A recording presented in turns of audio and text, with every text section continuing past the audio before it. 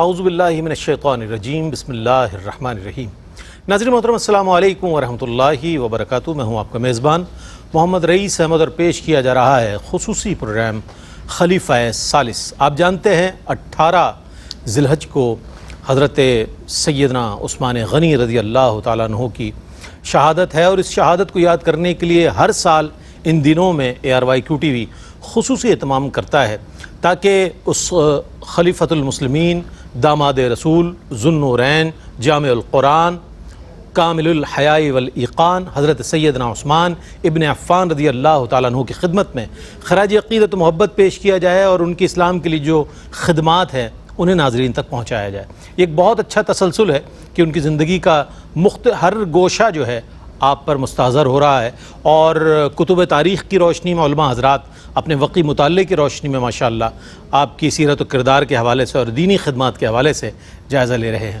کسی بھی شخصیت کے حوالے سے اگر ہم جاننا چاہیں تو کسی کا قول ہم نقل کرتے ہیں، کسی کی کوئی کوٹیشن نقل کرتے ہیں، کسی کی کوئی تحریر نقل کرتے ہیں، لیکن جب صحابہ کرام رضوان اللہ تعالی علیہم اجمعین کا ذکر آتا ہے تو پھر ان کی فضیلت اور ان کے فضائل جو ہے وہ قرآن بیان کرتا ہوا نظر آتا ہے، اور ان کے فضائل جو ہے وہ صاحب قرآن کی زبان حق ترجمان سے ہمارے سامنے آتے ہوئے نظر آتے ہیں۔ تو یہ ایک بہت بڑی فضیلت ہے کہ زمین پر رہنے والے کسی بھی انسان کے لیے کہ اللہ رب کریم کے پاک کلام میں اس شخصیت کے فضائل بیان ہوئے ہوں، یا ان میں جو خصوصیات یا جن خصوصیات سے اللہ نے انہیں متصف فرمایا اس کا ذکر اگر قرآن میں موجود ہو تو میں یہ سمجھتا ہوں کہ بہت ہی با کمال ہستی، اور حضرت عثمان غنی رضی اللہ تعالیٰ عنہ انہی عظیم ترین ہستیوں میں سے ہے۔ تو آج اس حوالے سے انشاءاللہ بات کریں گے۔ ہمارے درمیان موجود ہیں ممتاز و معروف عالم دین علامہ مفتی احسن نوید نیازی صاحب۔ السلام علیکم ورحمۃ اللہ وبرکاتہ۔ وعلیکم السلام ورحمۃ اللہ وبرکاتہ۔ اور میرے بائیں جانب تشریف فرما ممتاز و معروف عالم دین علامہ فیصل عزیز بندگی صاحب۔ السلام علیکم ورحمۃ اللہ۔ وعلیکم السلام ورحمۃ اللہ۔ اور آپ کے ساتھ تشریف فرما ہے ممتاز و معروف ثنا خان جناب قاری اسد الحق۔ میں قاری صاحب سے گزارش کروں گا کہ کلام پیش کریں، اس کے بعد پھر ہم اپنے موضوع پر انشاءاللہ بات کریں۔ زندگی کا مزہ اس کے جینے میں ہے، زندگی کا مزہ اس کے جینے میں ہے، زندگی کا مزہ اس کے جینے میں ہے، مصطفیٰ کی وفا جس کے سینے میں ہے، مصطفیٰ کی وفا جس کے سینے میں ہے، جس سے شمس و قمر کو ملے روشنی، جس سے شمس و قمر کو ملے روشنی، ایسے ذروں کی مٹی مدینے میں ہے، ایسے ذروں کی مٹی مدینے میں ہے، مصطفیٰ کی وفا جس کے سینے میں ہے، منزلیں چوم لیتی ہیں ان کے قدم، منزلیں چوم لیتی ہیں ان کے قدم، جو شہ دو سرا کے سفینے میں ہے، جو شہ دو سرا کے سفینے میں ہے، زندگی کا مزہ اس کے جینے میں ہے، مصطفیٰ کی وفا جس کے سینے میں ہے۔ سبحان اللہ سبحان اللہ سبحان اللہ، اللہم صلی علی سیدنا و مولانا محمد وعلی آلہ وصحبہ اجمعین۔ ناظرین محترم، نعت رسول مقبول صلی اللہ علیہ وآلہ وسلم آپ نے سماعت فرمائی۔ میں نے جس طرح سرنامہ کلام میں عرض کیا کہ کسی شخصیت کے فضائل و مناقب کے حوالے سے اگر قرآن گواہی دے دے تو میں یہ جاننا چاہوں گا کہ قرآن کریم کی روشنی میں حضرت سیدنا عثمان غنی رضی اللہ تعالیٰ عنہ کی شان اور فضیلت جو ہے میں چاہتا ہوں اس پر بسم اللہ الرحمن الرحیم، صلی اللہ علیہ حبیب محمد وعلی آلہ وصحبہ وبارک وسلم۔ جامع القرآن کامل الحیاء والایمان، امیر المؤمنین سیدنا عثمان بن عفان رضی اللہ تعالی عنہ کی شان کے کیا کہنے۔ قرآن مجید فرقان حمید بھی آپ کی شان بیان کرتا ہوا نظر آتا ہے، احادیث طیبہ بھی آپ کی شان بیان کرتی ہوئی نظر آتی ہے، یعنی اللہ تبارک و تعالی بھی آپ کی شان بیان کرتا ہے، اللہ کے محبوب علیہ السلام بھی آپ کی شان بیان کرتے ہیں، صحابہ کرام علیہم رضوان بھی آپ کی شان بیان کرتے نظر آتے ہیں، اہل بیت اطہار بھی آپ کی شان بیان کرتے نظر آتے ہیں، اور اس وقت سے لے کر آج تک اہل اسلام، جمیع اہل اسلام سیدنا عثمان غنی رضی اللہ تعالی عنہ کو خراج تحسین پیش کرتے چلے آ رہے ہیں اور تا قیامت کرتے رہیں گے۔ اور کیوں نہ کریں کہ سیدنا عثمان غنی رضی اللہ تعالیٰ عنہ ذو النورین ہیں، کامل الحیاء والایمان ہیں، جامع القرآن ہیں، ناشر القرآن ہیں، حضور جان عالم علیہ السلام کے چہیتے صحابی ہیں، صاحب الہجرتین ہیں، السابقون الاولون میں ہیں، مجہزو جیش العسرہ میں سے ہیں، عشرہ مبشرہ میں سے ہیں، اصحاب بیعت رضوان میں سے ہیں، بدری صحابی آپ کی کیا شان ہے، جتنی شانیں بیان کی جائیں کم ہیں، جتنا ان کا ذکر بدر میں شریک بھی نہیں تھے لیکن بدری صحابی، اس کے باوجود آپ بدری ہیں، اور اس پر ہم پیچھے پچھلے پروگرامز میں روشنی بھی ڈال چکے ہیں۔ تو آپ آئیے قرآن مجید فرقان حمید کی طرف، تو دیکھیں قرآن مجید فرقان حمید نے جہاں جہاں صحابہ کرام علیہم رضوان کی تعریف بیان کی ہے، ان تمام تعریفی کلمات میں سیدنا عثمان غنی رضی اللہ تعالیٰ عنہ بھی شامل ہے۔ اسی طرح جہاں جہاں السابقون الاولون کی تعریف کی گئی ہے اس میں بھی سیدنا عثمان غنی شامل، جہاں جہاں شہداء کی تعریف کی گئی ہے تو آپ شہید ہیں تو اس میں بھی آپ شامل ہیں، جہاں جہاں عادلین کی تعریف کی گئی ہے، جہاں قانتین کی تعریف کی گئی ہے، جہاں صابرون کی تعریف کی گئی ہے، جو صبر کرنے والے ان کی، ان سب میں سیدنا عثمان غنی رضی اللہ تعالی عنہ شامل ہیں۔ اور جہاں جہاں جو ہے وہ عشرہ مبشرہ کی ہے، صحابہ کرام رضوان میں سے جو بطور خاص نمایاں ہیں ان لوگوں کی تعریفات ہیں ان میں بھی آپ شامل ہیں۔ یہ تو ہے عمومی ذکر جو ہے سیدنا عثمان غنی رضی اللہ تعالیٰ عنہ کا۔ اب آ جائیں بطور خاص وہ بیعت جو بیعت ہوئی ہی سیدنا عثمان غنی کی وجہ سے، جس کا نام ہی بیعت رضوان رکھا گیا ہے۔ بیعت رضوان اس کا نام کیوں ہے؟ رضا والی بیعت، حالانکہ سرکار نے بیعت لی تو موت پر تھی، سیدنا عثمان غنی کی شہادت کی جھوٹی خبر اڑی، افواہ تھی، رومر تھی، جب پہنچی تو آپ نے موت کی بیعت لی تھی، اور بعض لوگوں نے کہا صبر کی بیعت لی تھی، تو وہ موت کی بیعت تھی یا صبر کی بیعت تھی یا عدم فرار کی بیعت تھی، میدان نہ چھوڑنے کی بیعت تھی، لیکن اس بیعت کا نام پڑ گیا بیعت رضوان، رضامندی والی بیعت، رضوان والی، راضی ہونے والی بیعت۔ کیوں؟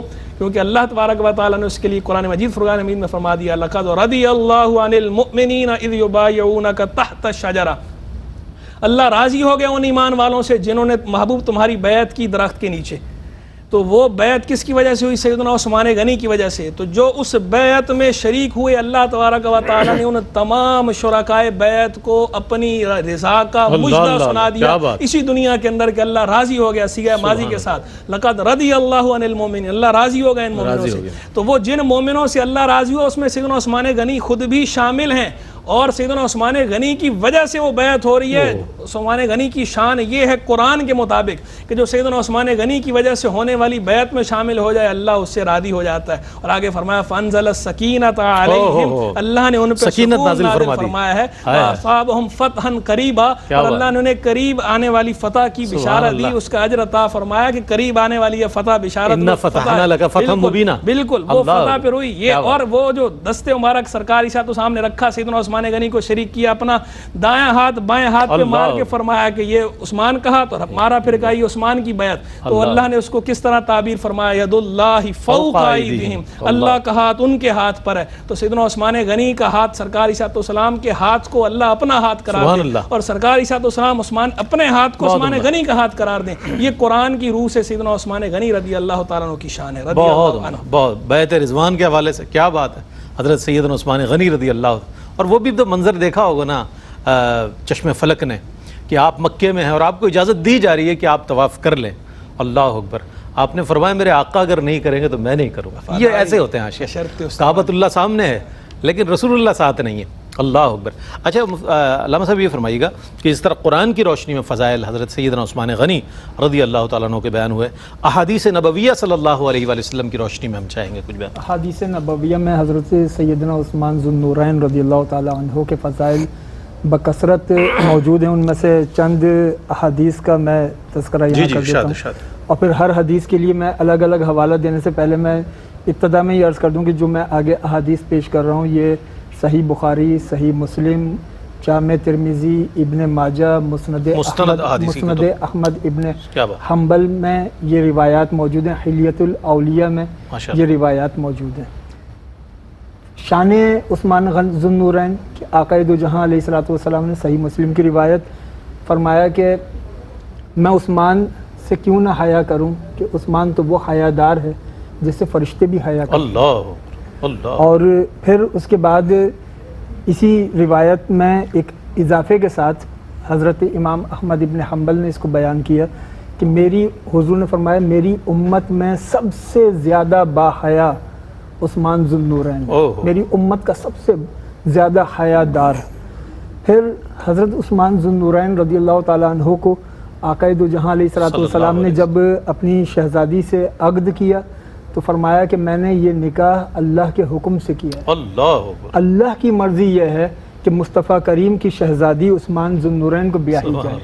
اور پھر آقا دو جہاں علیہ الصلوۃ والسلام فرماتے ہیں کہ اگر میری 10 بیٹیاں بھی ہوتی اور پھر روایات کے فرق کے ساتھ تعداد 40 تک بھی ہے کہ اگر 10 بیٹیاں میری ہوتی اور یکے بعد دیگر وہ دنیا سے پردہ کرتی جاتی میں سب کی سب عثمان سے بیاہ دیتا۔ کیا بات۔ پھر حضرت عثمان ذو النورین کو یہ شرف بھی حاصل ہے کہ آقا دو جہاں علیہ الصلوۃ والسلام نے آپ کی شہادت کی اطلاع آپ کو دی کہ جب وہ طویل روایت جس میں عشرہ مبشرہ کا تذکرہ ہے کہ جب ایک ایک شخصیت آتی رہی اور حضور جنت کی بشارت دیتے رہے، جب سیدنا عثمان ذو النورین آئے، اس سے پہلے جتنی شخصیات آئی تھیں ان کے ساتھ یہ معاملہ نہیں ہوا۔ جب سیدنا عثمان ذو النورین رضی اللہ تعالیٰ عنہ آئے تو آقا دو جہاں علیہ الصلوۃ والسلام نے فرمایا کہ آنے والے کو جنت کی بشارت دو اور ان آلام اور مصیبتوں سے گزر کر وہ جنت کو پائیں گے، اس جنت کی بشارت دیں۔ تو اس پہ سیدنا عثمان رضی اللہ تعالیٰ عنہ نے فرمایا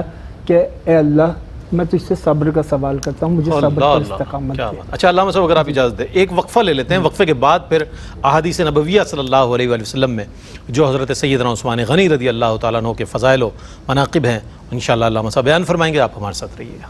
ناظرین آپ کا خیر مقدم ہے نور کی سرکار سے پایا دوشالہ نور کا، نور کی سرکار سے پایا دوشالہ نور کا، ہو مبارک تم کو ذو النورین جوڑا نور کا۔ سیدی اعلیٰ حضرت عظیم البرکت نے کیا ہی خوبصورت انداز میں ان 2 مصروں میں حضرت سیدنا عثمان غنی کے ذو النورین ہونے یعنی 2 نور ہونے والے، 2 نور والے، جو سرکار علیہ الصلوۃ والسلام کو ایک نور والا نہیں مانتے وہ عثمان غنی کو ذو النورین ضرور کہتے نظر آتے ہیں۔ بہرصورت بسم اللہ۔ اب مجھے وہی حدیث شریف یاد آ گئی جس کا بھی آپ تذکرہ فرما رہے تھے۔ آقا دو جہاں علیہ الصلوۃ والسلام نے فرمایا کہ عثمان نور والے ہیں، اور جب پوچھا گیا کہ حضور یہ نور سے کیا مراد ہے، فرمایا کہ ایک نور ہے جس کی تابانیوں کا یہ عالم ہے کہ جنت اس سے منور ہے، اور اس نور کی وہ سورج کی مثل ہے، اور اس کی روشنی سے جو جنت کی حوریں ہیں وہ حیا کرتی ہیں، وہ اتنا زیادہ روشن نور ہے۔ اور فرمایا کہ وہ نور جب میں نے خدا بند ذوالجلال نے ان کو نور والا قرار دیا، ان کا نام عرش پر ملائکہ کی بزم میں ذو النور رکھا، اور جب میں نے اپنی شہزادیوں کے نکاح عثمان سے کیے تو پھر جنت میں ان کا نام ذوالنورین ہو گیا، ہائے ہائے، دو نور والا۔ دو نور والا۔ تو آقا دو جہاں علیہ الصلوۃ والسلام کے دربار سے عطا کیا ہوا یہ لقب ہے ذوالنورین۔ اور پھر سیدنا عثمان ذوالنورین رضی اللہ تعالیٰ عنہ کے لیے سلسلہ تو بڑا طویل ہے، میں بس ایک حدیث اور پیش کر کے اپنی گفتگو کی تکمیل کروں کہ سیدنا عثمان ذوالنورین رضی اللہ تعالیٰ عنہ کے لیے آقا دو جہاں علیہ الصلوۃ والسلام نے فرمایا کہ جنت، ہر نبی کا ایک رفیق ہوتا ہے، جنت میں میرا رفیق عثمان ہے۔ اب کیا شان ہے، کیا عظمت ہے، کونین کے سردار جن کے لیے خاص کر کے فرمایا کہ میرا یہ جنت میں رفیق ہے۔ تو حضرت عثمان غنی رضی اللہ تعالیٰ عنہ یہ وہ ہیں کہ جن کی مدحت ممدوح خدا کرے۔ اللہ، سبحان اللہ، سبحان اللہ۔ سرکار علیہ الصلوۃ والسلام کی زبان مبارک سے جو احادیث ہیں، فضائل سیدنا عثمان غنی میں، ان کا دائرہ تو بہت وسیع ہے، لیکن وقت ایک مقرر ہے ہمارے اس پروگرام کا، تو اس اعتبار سے علامہ صاحب نے بہت اچھا کلام فرمایا۔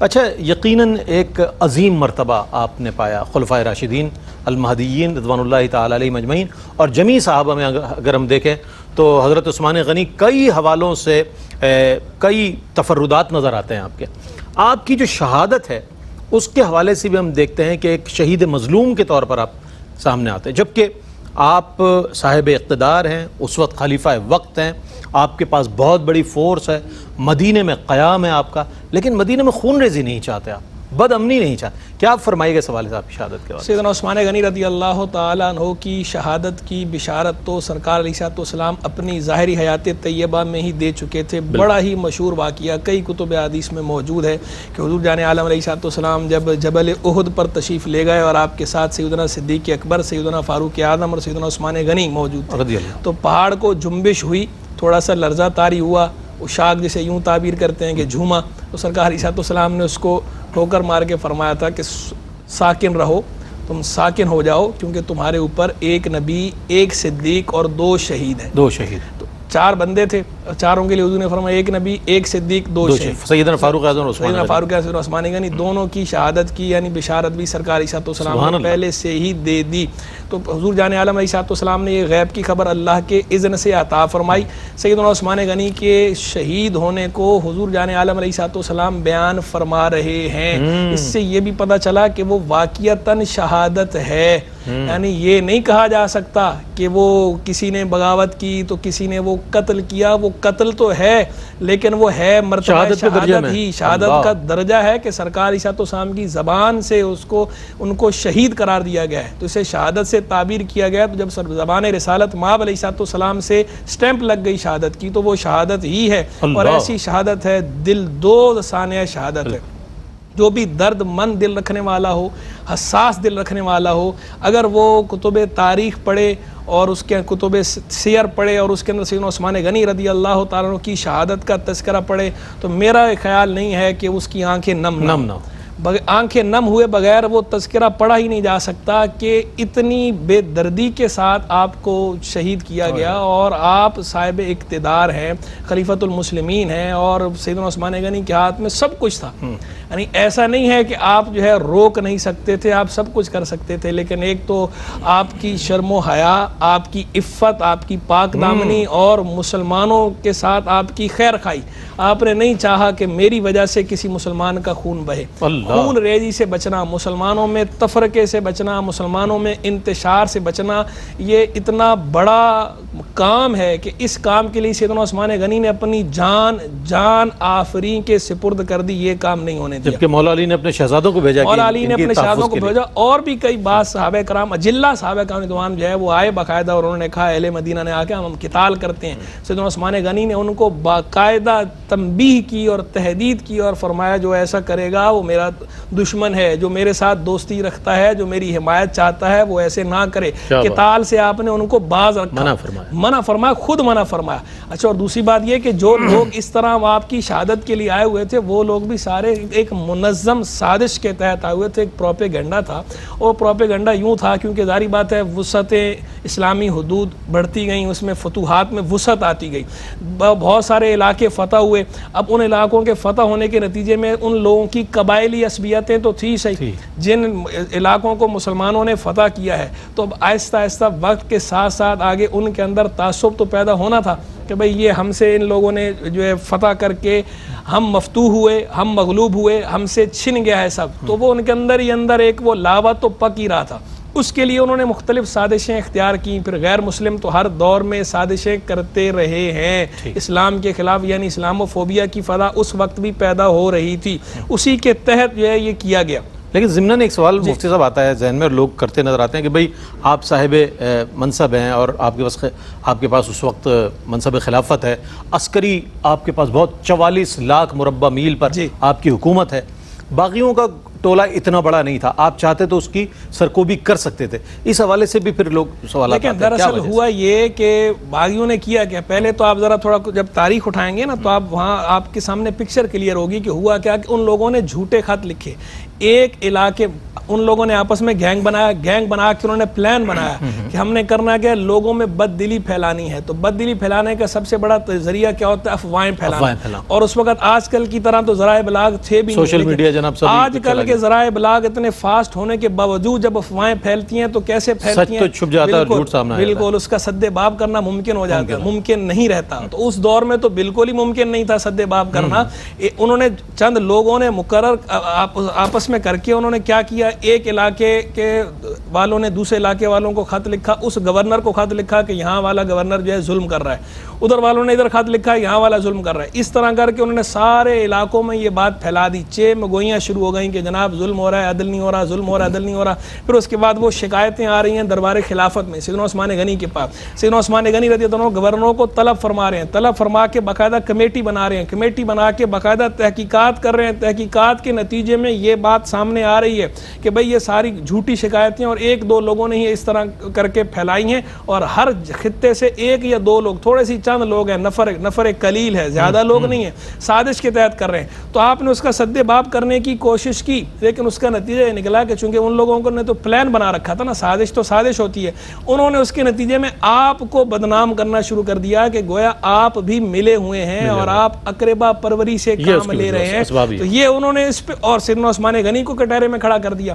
اس طرح کرنے انہوں نے جو یہ کیا ہے، اس سے بہت زیادہ بددلی پھیلی، پھر وہ سازش کے تحت وہ لوگ اکٹھے آئے، آ کر مختلف صحابہ کرام علیہ رضوان کے پاس آئے، سیدنا زبیر کے پاس آئے، سیدنا طلحہ کے پاس آئے، سیدنا مولا علی کے پاس آئے، امہات المومنین کے پاس گئے، سب کی طرف سے ان کو ریجیکٹ کر دیا گیا، سب نے ان کو بھگایا ہے، کسی نے ان کی کسی بات کو انڈورس نہیں کیا، بالکل تائید نہیں کی۔ لیکن ان لوگوں نے کیا کیا، پھر انہوں نے آپس میں پلان بنایا، بہت سارے لوگ جو ہے وہ حج کے ایام تھے، اور حج کے ایام میں ظاہری بات ہے بہت سے لوگ حج پہ گئے ہوئے تھے، مدینہ منورہ میں تھوڑے ہی لوگ تھے، وہ بہت سارے لوگ آ گئے اور آ کر مدینہ کے مضافات میں رک گئے، کچھ اندر گئے، باقیوں نے اس کے بعد یکدم حلہ بولا ہے، تو اس کے بعد سیدنا عثمان غنی نے منع کر دیا اپنے لوگوں کو کہ بھئی آپ لوگوں نے قتال نہیں کرنا۔ پھر ان لوگوں نے محاصرہ کیا ہے، اور تقریباً 40 یا 49 روز محاصرہ رہا سیدنا عثمان غنی کے گھر کا، 40 روز یا 49 روز بالکل، آپ اس میں نظر بند رہے آپ اپنے گھر کے اندر ہی، اور اب بیچ میں آپ پہ پھر بعد میں پانی بھی بند کر دیا گیا تھا، اور سیدنا عثمان غنی کو پھر جس وقت انہوں نے شہید کیا ہے 35 سنہ ہجریہ تھا، اور ذوالحجہ کی تاریخ جو ہے، تاریخ کے بارے میں دو قول ہے، ایک قول 18 ذوالحجہ کا ہے اور ایک قول ایام تشریق کے وسط کا ہے، یعنی 12 ذوالحجہ یا 18 ذوالحجہ، اور مشہور زیادہ 18 ذوالحجہ ہے۔ تو اس دن آپ کی پھر یہ شہادت ہوئی ہے جس وقت انہوں نے آپ کو شہید کیا ہے، تو آپ کا جو خون تھا، مبارک خون، قرآن مجید کی آپ تلاوت کر رہے تھے، وہ خون اس پر گرا، آپ کی زوجہ جو ہے حضرت نائلہ، ان کی کچھ انگلیاں بھی جو ہے شہید ہوئیں، کٹ گئیں اس کے اندر، اس حلے کے اندر جو انہوں نے حلہ بولا تھا باغیوں نے، اس طرح آپ کی مظلومانہ شہادت ہوئی۔ اور سیدنا عثمان غنی پھر خلافت کے منصب سے دستبردار کیوں نہیں ہوئے؟ ایک بنیادی سوال یہ پیدا ہوتا ہے کہ جب اتنی شورش ہو رہی تھی تو آپ دستبردار ہو کر کسی اور کو مقرر کر دیتے، تو اس کی وجہ یہ تھی دستبردار نہ ہونے کی۔ ایک وجہ تو یہ تھی کہ خود سیدنا رسول اللہ علیہ السلام نے فرمایا تھا آپ کو کہ اللہ تمہیں قمیص پہنائے گا، لوگ تم سے وہ اتارنا چاہیں گے، تم نہیں اتارنا، اور وہ قمیص، اس قمیص سے مراد قمیص خلافت۔ تو آپ نے خود بھی اس بات کو بیان فرمایا، تو ایک تو حضور کا فرمان، اس کی وجہ سے آپ نے ایسا جو ہے وہ آپ پیچھے نہیں ہٹے۔ دوسری بات یہ، اگر آپ پیچھے ہٹ جاتے تو یہ ایک مثال قائم ہو جاتی، آئندہ کوئی بھی جو بھی کوئی حکمران بنتا، کوئی خلیفۃ المسلمین بنتا مسلمانوں کے اتفاق سے، تو کوئی بھی باغی گروہ اس طرح کھڑا ہو جاتا اور کھڑا ہو کے اتارنا شروع کر دیتا تو یہ ایک بری مثال قائم ہو جاتی. اس بری مثال کو روکنا بھی ضروری تھا, معاشرے کے نظام کو درم برم ہونے سے بچانا بھی ضروری تھا. اس لیے سیدنا عثمان غنی نے وہ منصب خلافت سے دستبردار نہیں ہوئے, اور دستبردار ہونا بنتا بھی نہیں تھا. اور سیدنا رسول اللہ علیہ السلام نے فرمایا تھا کہ فتنہ آئے گا اس وقت یہ بندہ ہدایت پر ہوگا. آپ گزرے چادر لیے ہوئے, تو صحابی کہتے ہیں ہم نے کھڑے ہو کے دیکھا تو حضرت عثمان غنی تھے, تو سرکار اس وقت فرما گئے کہ یہ ہدایت پر ہوگا. تو سیدنا عثمان غنی تو ہادی مہدی رہے ہیں ہر دور کے اندر. اللہ تبارک و تعالیٰ آپ کی قبر انور پہ رحمت و رضوان کی بارشیں فرمائے, اس میں سے ہمیں بھی حصہ عطا فرمائے, آپ کی تعلیمات پر ہمیں عمل پیرا ہونے کی توفیق عطا فرمائے. سبحان اللہ, سبحان اللہ. عظیم شخصیت کی عظیم شہادت, اور ایسے آقا کریم علیہ السلام کے سرکار مدینہ کے ایسے عاشق کہ جنہوں نے اپنا آخری مسکن بھی جو ہے وہ جنت البقیع میں بنایا. آپ کا مزار مبارک آج بھی مرجع خلائق ہے, اور عظیم شہادت ہے. جب بھی یاد کیا جاتا ہے اسے یقیناً دل جو ہے خون کے آنسو ہوتا ہے کہ ایسی عظیم شخصیت کی ایسی اندوہناک شہادت. ایک وقفہ ہے, وقفے کے بعد لوٹیں گے. مجھے امید ہے آپ کا ہمارے ساتھ رہے. جی جناب, بڑی صراحت کے ساتھ مفتی صاحب نے حضرت سیدنا عثمان غنی رضی اللہ تعالیٰ عنہ کی شہادت اور اس کے اسباب اور اس وقت کا جو ماحول تھا اس کو بیان فرمایا. اس کا شامل کرنا اس لیے ضروری تھا کہ ایک بہت عظیم ترین ہستی کی شہادت ہے. اب ہم یہ جاننا چاہیں گے کہ امت کے سلف صالحین اور دیگر بزرگان دین نے کس انداز میں آپ کو خراج عقیدت پیش کیا. حضرت سیدنا عثمان غنی کی خدمت میں کن الفاظ میں انہوں نے سلام پیش کیا, کچھ کیا فرمائیے گا. سیدنا عثمان غنی رضی اللہ تعالیٰ عنہ کی شہادت کے بعد سے آج تک اور آج سے قیامت تک ان کو خراج عقیدت پیش کرنے کا سلسلہ جاری و ساری رہے گا. اس میں سے میں چند جہتیں پیش کر دیتا ہوں. ایک تو حضرت مسند الفردوس میں یہ روایت ہے, امام ابو نصر الدیلمی نے اس کو نقل کیا. حضرت عبداللہ ابن عمر رضی اللہ تعالیٰ عنہ فرماتے تھے کہ ہم حضرت عثمان غنی کی تشبیہ حضرت ابراہیم علیہ السلام سے دیا کرتے تھے. اچھا اچھا. حضرت عثمان غنی کی تشبیہ حضرت ابراہیم علیہ السلام سے دیا کرتے تھے. اور پھر داتا علی حجویری رحمۃ اللہ علیہ کشف المحجوب میں آپ نے خلفائے راشدین پر باب لکھے. کشف المحجوب میں جہاں حضرت عثمان غنی رضی اللہ تعالیٰ عنہ کا تذکرہ کیا ہے, ایسی ہی بات داتا علی حجویری نے لکھی. اچھا. داتا صاحب فرماتے ہیں کہ حضرت ابراہیم علیہ السلام کا فیضان سیدنا عثمان ذو النورین کو یوں ملا کہ ابراہیم علیہ السلام منجنیق میں تھے, سامنے آگ جل رہی تھی لیکن مطمئن تھے, اور مدینے میں ہر طرف شورشیں ہو رہی ہیں, سازشیں ہو رہی ہیں, لیکن حضرت عثمان غنی مطمئن ہیں. اور حضرت ابراہیم علیہ السلام کے پاس جبریل امین آئے تھے کہ حل لک حاجت, کوئی ضرورت ہے. اور آقا دو جہاں علیہ الصلوۃ والسلام کا شہزادہ حسن مجتبی عثمان غنی کے پاس آئے کہ ہم حاضر ہیں, آپ ہمیں حکم کیجئے کہ ہم آپ کے حکم سے تلوار اٹھائیں. تو وہاں بھی اطمینان تھا, یہاں بھی اطمینان تھا. وہاں جبریل تھے, یہاں امام حسن ہیں. داتا علی حجویری اس کے بعد ایک جملہ تحریر فرماتے ہیں. کشف المحجوب میں حضرت عثمان غنی کو کیا حسین خراج عقیدت پیش کیا. داتا علی حجویری فرماتے ہیں کہ انفاق فی سبیل اللہ, سخاوت, صبر, رضا, تسلیم اور اخلاص میں مشائخ طریقت عثمان غنی کے متبع ہیں. کیا بات, کیا بات. مشائخ طریقت, یہ جملہ دیکھیے آپ, داتا حضور کی کیا بات. کہ مشائخ طریقت حضرت عثمان غنی کے پیروکار ہیں. سبحان اللہ. تو حضرت عثمان غنی رضی اللہ تعالیٰ عنہ صرف شریعت کے امام نہیں, وہ طریقت کے بھی امام ہیں. سبحان اللہ. اور پھر حضرت عثمان غنی رضی اللہ تعالیٰ عنہ پر یہ ایک طویل سلسلہ, میں اپنی بات کی تکمیل اعلیٰ حضرت امام احمد رضا خان کی عقیدت پر کرتا ہوں. جی بسم اللہ. کہ اعلیٰ حضرت نے مشہور زمانہ سلام مصطفیٰ جان رحمت کے لاکھوں سلام, اس میں 3 اشعار سیدنا عثمان ذو النورین رضی اللہ تعالیٰ عنہ کے لیے ارشاد کہ زاہد مسجد احمدی پر درود. کیا بات. زاہد مسجد احمدی پر درود, دولت جیش عسرت پہ لاکھوں سلام. در منصور قرآن کی سلک بہی, در منصور قرآن کی سلک بہی, زوج دو نور عفت پہ لاکھوں سلام. یعنی عثمان صاحب قمیص ہدا, یعنی عثمان صاحب قمیص ہدا, حلہ پوش شہادت پہ لاکھوں سلام. سبحان اللہ, سبحان اللہ. کیا ہی اچھے انداز میں سیدی اعلیٰ حضرت نے خراج عقیدت. اور اسلام رضا میں تو آپ دیکھیں کہ خلفائے راشدین ہوں, اہل بیت اطہار ہوں, سب کو بہت اچھے انداز میں خراج عقیدت پیش کیا اور سلام پیش کیا اعلیٰ حضرت نے. اچھا پیغام میں چاہوں گا ون لائن. ہر نام و نسبت پہ نامی درود، ان کے اصحاب و عطرت پہ لاکھوں سلام. سبحان اللہ. جس مسلمان نے دیکھا انہیں ایک نظر، کیا بات. اس نظر کی بصارت پہ لاکھوں سلام. سبحان اللہ. سبحان اللہ. تو اللہ تبارک و تعالیٰ سیدنا عثمان غنی اور تمام صحابہ کرام علیہ رضوان کے درجات بلند فرمائے. پیغام یہ ہے کہ سیدنا عثمان غنی رضی اللہ تعالیٰ عنہ کی جیسے شہادت کا میں نے ذکر کیا تو اس کے اندر بتایا کہ تفرقہ اور انتشار سے آپ کتنا بچتے تھے، کتنا گریز کرتے تھے. آپ یعنی بے ضرر، اور آپ نے اپنے آپ کو قربان کرنا گوارا کر لیا، اپنی جان دینا آپ نے گوارا کر لیا، لیکن مسلمانوں میں انتشار اور تفرقہ آپ نے پیدا نہیں ہونے دیا. تو تفرقے سے بچیں، انتشار سے بچیں، ہر اس کام سے بچیں کہ جس کام سے فتنہ پھیلتا ہو. اگر کوئی فتنہ ہو رہا ہے تو ہم اس فتنے کا حصہ نہ بنیں. ہم فتنے سے دور رہیں، خیر کا حصہ بنیں، شر سے دور رہیں، اہل شر سے دور رہیں، خیر والوں کے دست و بازو بنیں. ہم ہر بندہ اپنا وہ کوئی بھی فعل ہے، کوئی بھی ایکشن ہے، اس سے پہلے یہ جانچ لے کہ میرے اس کام سے کوئی فتنہ تو نہیں پیدا ہوگا، میرے اس کام سے اللہ اور اللہ کے رسول علیہ السلام راضی ہوں گے یا ناراض ہوں گے. اگر اللہ اور اللہ کے رسول علیہ السلام کی رضا کا باعث بننے والا ہے تو کر لیں. اسی پیمانے پہ جانچیں اور اسی پیمانے پہ کام کریں. فرسٹ پرائرٹی اسی کو بنا لیں. صاحب بہت شکریہ آپ کی تشریف آوری کا. اللہ صاحب آپ تشریف لائے. بہت شکریہ قاری صاحب. آپ سے آخر میں منقبت درشان ہے سیدنا عثمان غنی رضی اللہ تعالیٰ عنہ شامل کریں گے. ناظرین محترم، دیگر اوصاف میں اگر ہم دیکھیں تو آپ ورا الورا ہستی نظر آتے ہیں حضرت سیدنا عثمان غنی.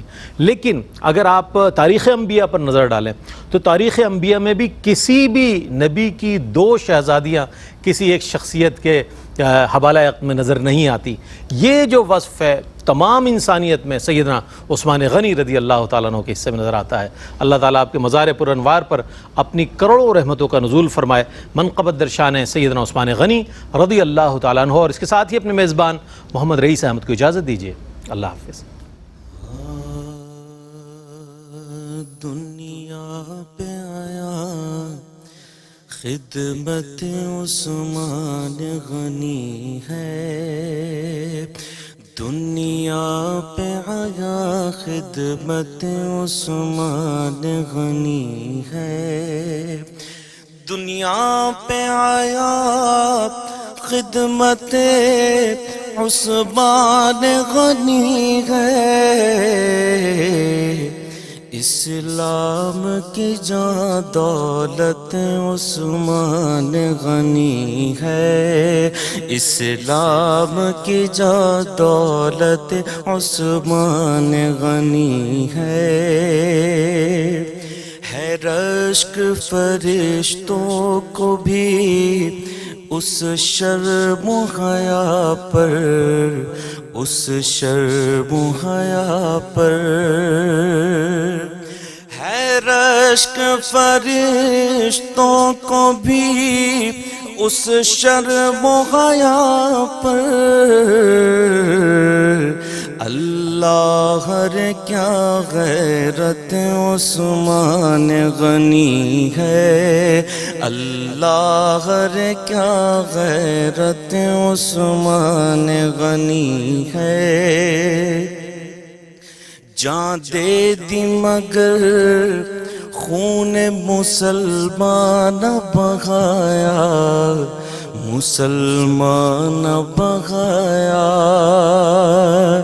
جان دے دی مگر خون مسلمان بہایا. ایثار سے پر فطرت عثمان غنی ہے، ایثار سے پر فطرت عثمان غنی ہے. کیا یاد نہیں بیعت رضوان کا وہ منظر، رضوان کا وہ منظر. کیا یاد نہیں بیعت رضوان کا وہ منظر. سرکار ہے اور بیعت عثمان غنی ہے، سرکار ہے اور بیعت عثمان غنی ہے. ہم تذکرہ کرتے ہیں جو اس بزم میں ان کا، اس بزم میں ان کا، ہم تذکرہ کرتے ہیں جو اس بزم میں ان کا، حاصل ہمیں یوں صحبت عثمان غنی ہے، حاصل ہمیں یوں صحبت عثمان غنی ہے، دنیا پہ آیا خدمت عثمان غنی۔ ناظرین، اگر آپ ایسی ہی مزید ویڈیوز دیکھنا چاہتے ہیں تو ہمارا ARYQTV کا چینل سبسکرائب کیجئے اور بیل آئیکن کا بٹن دبانا نہ بھولیے تاکہ آپ سے کوئی پسندیدہ پروگرام مس نہ ہو جائے۔